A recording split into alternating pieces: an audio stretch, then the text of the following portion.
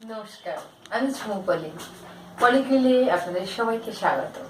বাংলার পিঠেপুলির ঐতিহ্য নিয়ে নতুন করে বলার কিছু নেই। সময়ের অভাবে যে পিঠেপুলি আজকাল বানানো হয়ে ওঠে না, সেই ঐতিহ্যশালী পিঠেপুলি কত সহজে বানানো যায় সেটাই আমি দেখাচ্ছি। আজকে আমি বানাচ্ছি চষি পিঠে। অনেকে এগুলোকে বলে চষির পায়েস। এই চষি পিঠে বানানোর উপকরণ অতি সামান্য। এই অতি সামান্য উপকরণ দিয়েও অসামান্য পিঠে হয় যে বলার নেই।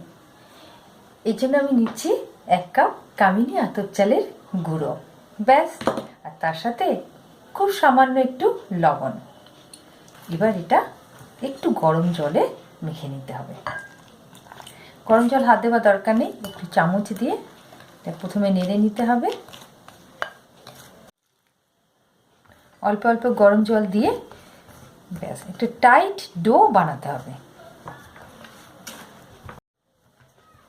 সুগন্ধি আতপ চালের গন্ধ তার সাথে নলেন গুড়ের গন্ধ মিলে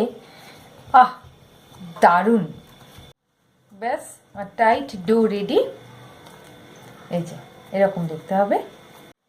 ডো থেকে একটু নিয়ে এভাবে পাকিয়ে 2 আঙুলের ডগায় এভাবে রেখে দিতে হবে। এরপর একটু চালের গুঁড়ো হাতে মাখিয়ে নিতে হবে। এইবার একটু একটু করে নিয়ে এইভাবে চষি বানাতে হবে। এইভাবে একটু একটু করে নিয়ে সব চষিগুলোকে বানিয়ে ফেলতে হবে।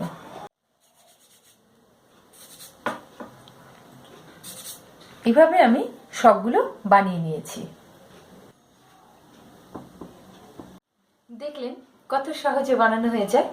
এবার আমি চষির পায়েসটা বানাবো। 1 লিটার কাউ মিল্ক নিয়েছি। এই দুধটা ফুটিয়ে 1/2 লিটার করে নিতে হবে। অনেকে দুধের সাথে নারকেল গুঁড়ো মিশিয়ে দেন, আমি সাধারণত দিই না। দুধ যত ঘন হবে চষি পিঠের স্বাদ তত ভালো হবে। এবার এর মধ্যে আমি 250 গ্রাম নলেন গুড় মিশিয়ে দেব। যদি কম মিষ্টি চান আর কম দিতে পারেন, আর বেশি মিষ্টি চাইলে আর একটু দেওয়া যেতে পারে। দুধ গুড় ভালো করে ফুটে গেলে এবার এই বানানোর চষিগুলো এর মধ্যে দিয়ে দিতে হবে। এবার কিছুক্ষণ ফুটতে দিতে হবে। পায়েস ঘন হয়ে এসেছে। এবার আমি এতে এলাচের গুঁড়ো ছড়িয়ে দেব। ব্যাস আমার চষি পিঠে কমপ্লিট। এবার বাটিতে তুলে রাখবো সার্ভ করার জন্য।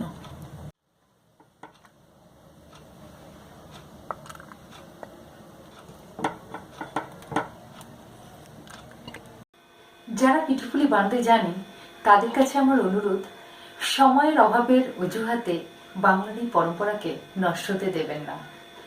আর যারা পিঠেপুলি বানাতে জানেন না তাদের কাছে আশা করব এইভাবে পিঠেপুলি বানিয়ে বাংলার পরম্পরাকে, বাংলার ঐতিহ্যকে অম্লান রাখুন। এইরকম আরও পিঠেপুলি রেসিপি পাওয়ার জন্য আমার চ্যানেল সাবস্ক্রাইব করতে একদম ভুলবেন না। আবার দেখা হবে। আসি, টাটা।